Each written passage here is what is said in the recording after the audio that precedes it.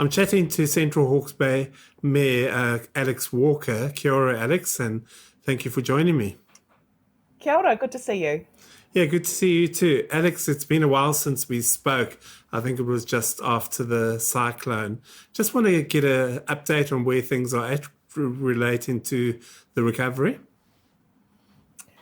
Sure. Well, to be honest, it feels a bit fraudulent to call it recovery at the moment because everything here is just so sodden, wet. The last 10 days have not been kind to us here in Central Hawke's Bay, and when I think about recovery, I think it's probably slow at the moment, and a lot of people feeling pretty dispirited by the weather and just the water that just keeps making things quite difficult, particularly in the rural areas where it comes to the slips and the roading and the damage on farms and on properties, but also the nerves that it causes around some of our towns as well. So it's a kind of a strange place, Andrew, to be honest. Yeah, so that's interesting. So a relatively minor weather event of this weekend still caused you problems. It caused problems across our infrastructure. We had issues with our drinking water treatment in Waipukaro. So the town of Waipukaro, 5,000 people were on a boil water notice for a number of days. We lost more infrastructure. We lost a bridge on Highway 50 between Takakino and Onga Onga, which is causing all sorts of grief. We had some bridges connecting parts of our isolated Wakarara communities that also were re-damaged, but also just the nerves and the tensions around people living in places like Waipawa in particular, as the rain came down and people just start to think about what they've been through previously and are they going to have to go through it again, a time that community really needs a lot of reassurance.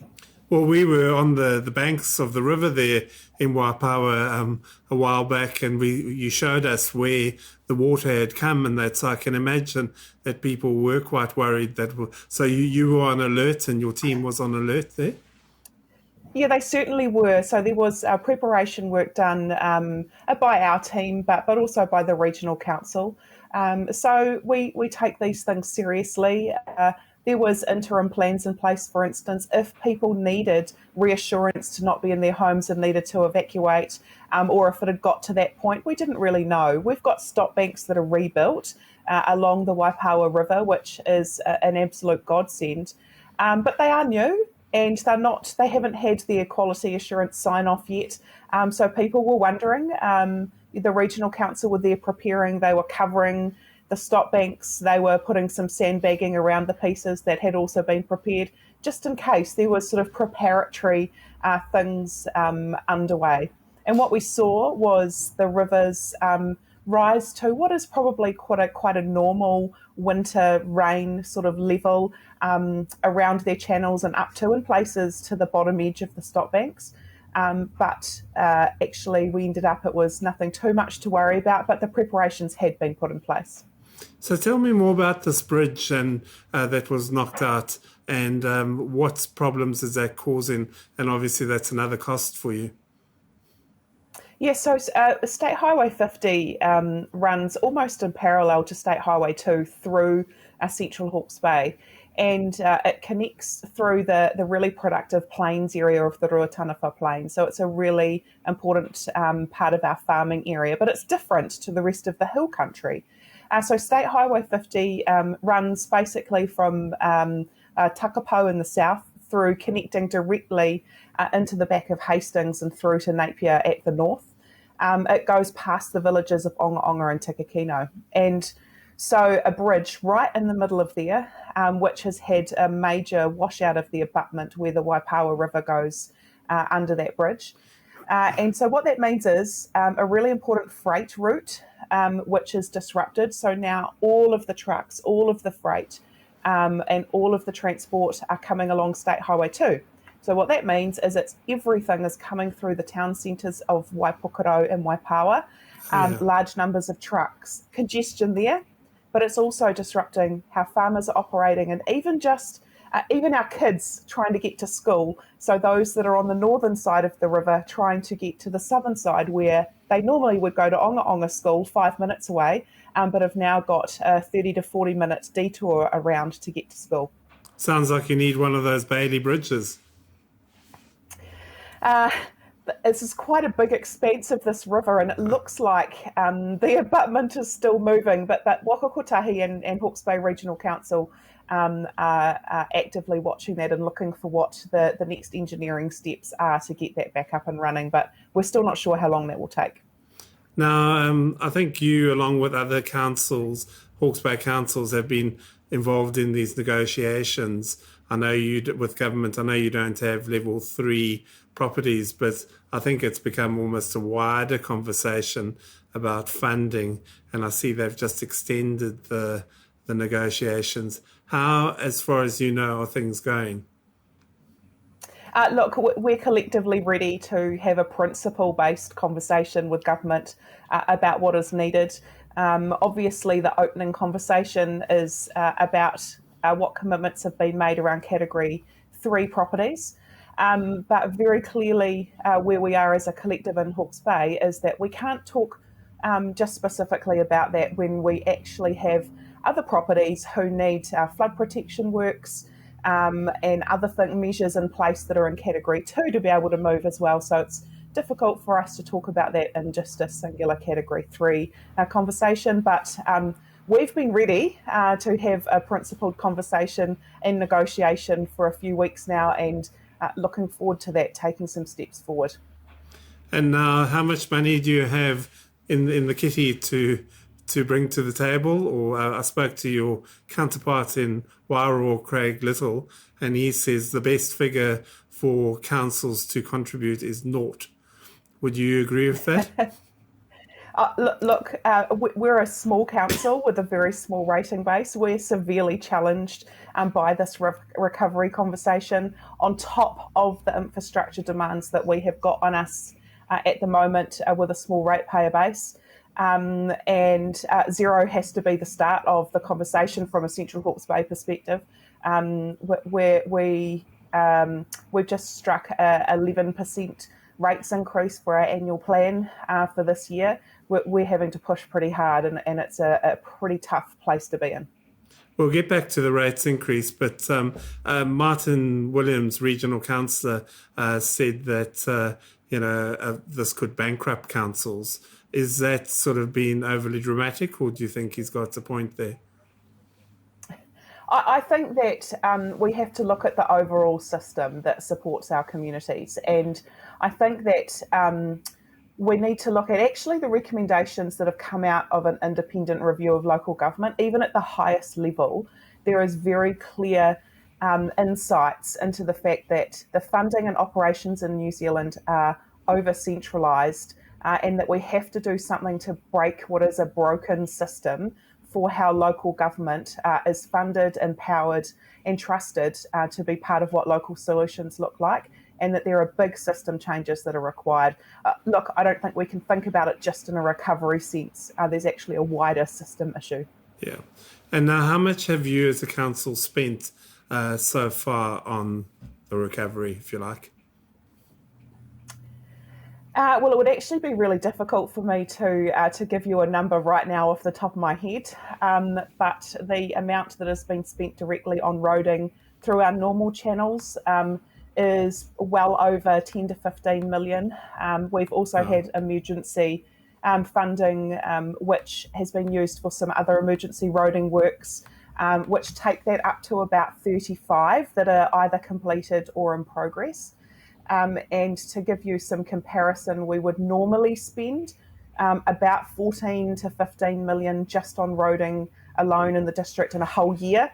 And so that's now approaching 35 million, of which a fair proportion of that has been funded via Wakakotahi, but our own local funds have been used.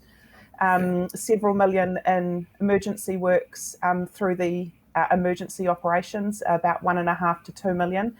We're sitting at about 80% recovery of those costs through NEMA, but then we've also got some replacement and repair of drinking water plants wastewater plants and stormwater networks, some of which were insured, but there is a balance there that is still not covered. And in fact, our drinking water treatments in particular in Waipawa that continue to be particularly vulnerable until we can find funding mechanisms to build back into a stronger, more resilient way. Now, those rate rises you're talking about, 11%, you say, was it much higher, and have you been able to pare it back? Yeah, well, interestingly, before the cyclone was looking to be in the 14 to 15% when we looked at where inflation was going and where our financing costs were sitting in particular. We've got huge capital programs underway here, and particularly around upgrades to our wastewater treatment. So before the cyclone, we had done quite a large rationalising piece of work that had brought that down to about 9%. And what we have done is, in the intervening time since February the 14th, we've gone back through everything again. And what we have done is contributed a large amount of reserve funding. So pretty much all of our emergency reserve funding we had put aside for roading issues in particular. We're using that.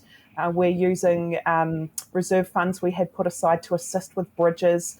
All of those just in an attempt to have our contribution towards how do we repair our roading. And that, on top of increased stormwater requirements in particular, and recovery coordination, is what then took that number back from the 8.5%, 9% back up to 11%. And we're still, to be honest, we're pushing things around to get to some kind of number which is achievable, but 11% in our community on top of what we've already had to do in the last few years is confronting. Yeah. How much are those reserves that you spend in? There's about 1.5 million worth of those additional reserves, and it means that we now move into a position where, with future events of any scale over the coming few years, that we would be looking to have to use more debt. And our Three Waters capital program, particularly around wastewater that I've just mentioned, is already putting huge pressure on our balance sheet when it comes to debt. So we're really getting down to some pretty hard calls financially. Yeah. Now, I see the regional council has gone for a model where they've kept the rates increase low, but they've added an additional sort of cyclone tax, if you like, on that. Was that something you considered, or you prefer just to keep it all in the rates increase? Yeah, well, we have every council has a slightly different rating mechanism for how they collect rates. And the interesting thing for us is that when we take the roading impacts and then the Three Waters impacts, which are the two big infrastructure pieces, mostly the roading impacts affect the rural community and the water impacts affect the urban community. And actually, when we looked at how that all played out, it was a pretty even contribution across the district, and we didn't need to go to an additional new type of rating mechanism. It was covered by what we already had. Okay. Now, just moving on to government announced yesterday that they've got this inquiry under Sir Jerry Mataparai looking into the civil defence response. And then obviously at the regional level, we've got an inquiry going on there as well. What do you think about this? Is this a good thing? Will it achieve anything? So firstly, from a regional perspective, the review that we have launched around our civil defence process, it's actually vital that we do that at the regional level, because we need to provide a system of coordination in these emergencies that people trust, and that are able to cope with the variety of things that can happen in an emergency in the Hawke's Bay region. And when we go through something like this, we have to learn and we have to improve how we may respond in the future. And the particular challenge for us in this at a regional level is that on the morning of the 14th of February, we lost every tool that we thought had some level of stability for us to work together. We lost our roads, we lost our radios, we lost our phones, we lost our power. And we went from a region who unites and works really strongly together to being a region where pretty much every household was separated and had their own story and their own experience. So even the regional review is important for creating, well, what is actually the true sequence of events and all of the moving parts to what happened in Hawke's Bay. But in addition to that, it is really important that the government looks at this from their perspective, because how civil defence should work is that when a local community, a local household or neighbourhood can't cope in an emergency themselves, there's coordination at a local district level. And when a local district can't cope on their own, there is coordination at a regional level. And when a region can't cope, there is coordination at a national level. And the interaction between what happened here and what happened in government and what happened in the National Emergency Management Service and the way that they interacted with us, the support that they gave us or not, and the choices that they made, they have to be part of the rigour of learning to improve and make sure that anywhere in New Zealand that may face an event like this in the future is better served by the system to help look after communities. How do you rate the response?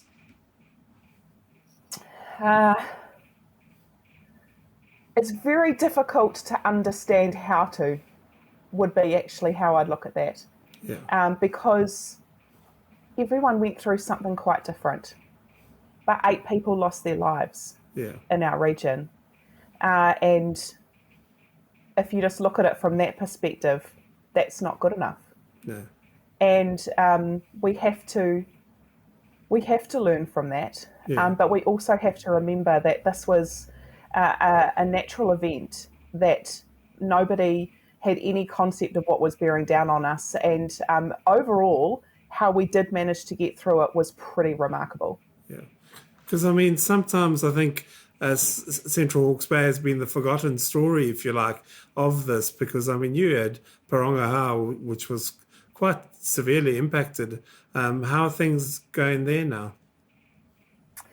So I was in Parongaha yesterday.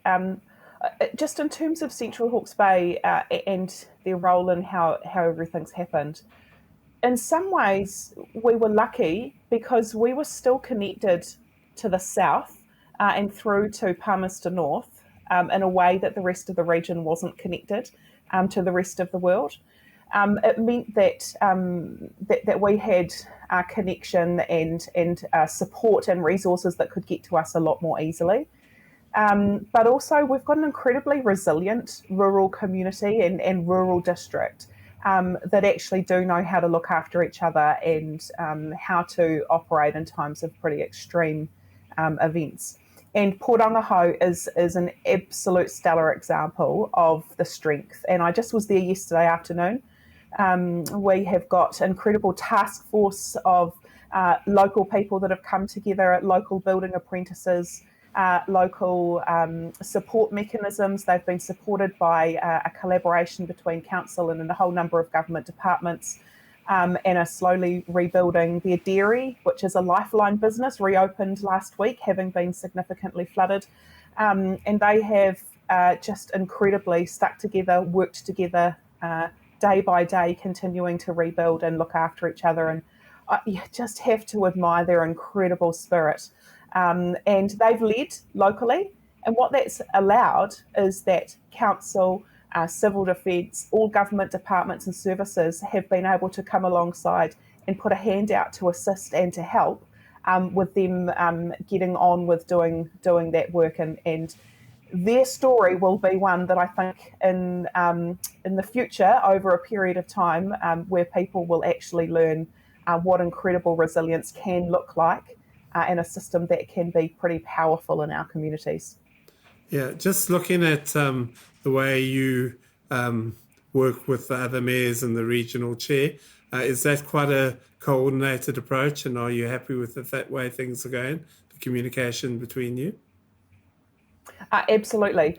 And I actually think the teamwork culture that we have as regional leaders in the early stages of the response was actually really shaken by the fact that we couldn't communicate together, couldn't help each other because of what was happening at the local levels for all of us.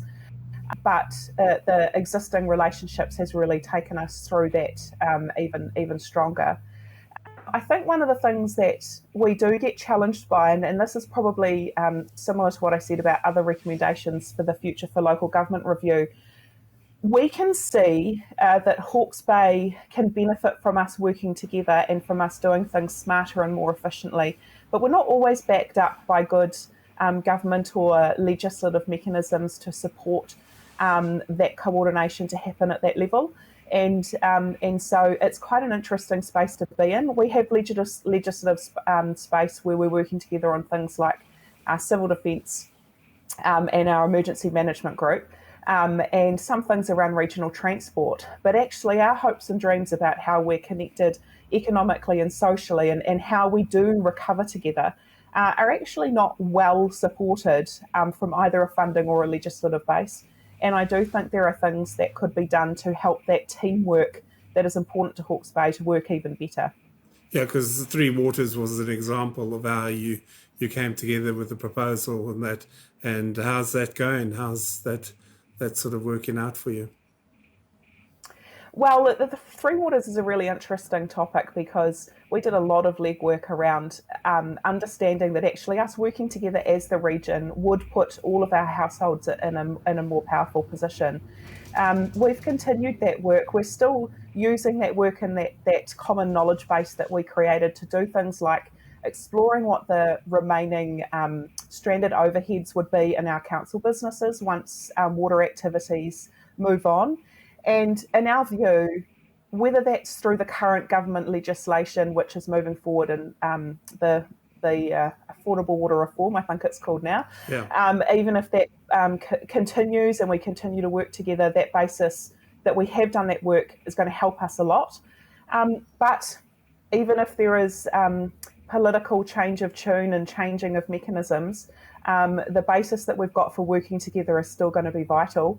The opposition's policy position around Three Waters is to encourage to have a regulatory mechanism and then encourage councils to work together to create new structures. I think the reality is no matter which way we go, we're going to need to do that in Hawke's Bay and with Tairāwhiti alongside, to be honest.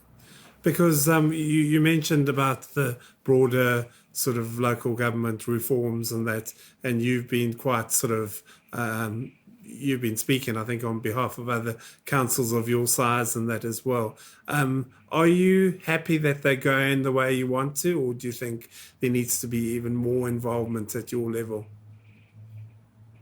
I think so. The Future for Local Government panel was put together actually at the request of the local government sector to the then local government minister Nanaia Mahuta.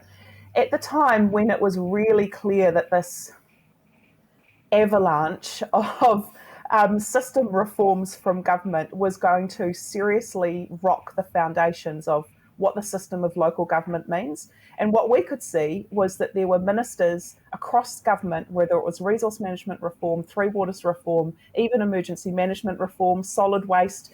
Honestly, the list just goes on. It was all happening in isolation from each other. And so Minister Mahuta responded to local government and we said, look, we've got to go back to a first principles approach to how we get this right. The independent panel, their 17 recommendations are bold. They are really clear that the system that is so centralised in New Zealand is not working for local communities and for local government, and there is a number of things to do. So what we're really clear about is that they are still currently independent recommendations. They're not government policy, they're not opposition policy, they're not even local government policy as yet. And the challenge for us is to pick them up as a package and say, of these 17 recommendations, which ones will politicians locally and nationally be brave enough to pick up and implement together as a package and as a system? And we've got an opportunity between now and the election and the formation of a new government to truly get that on the radar of how we create a better New Zealand. And you still hopeful that things will work out well for Wairoa? Central Hawke's Bay? Sorry. Absolutely. Absolutely, and they have to. And they will work out for Wairoa as well. Yeah, absolutely.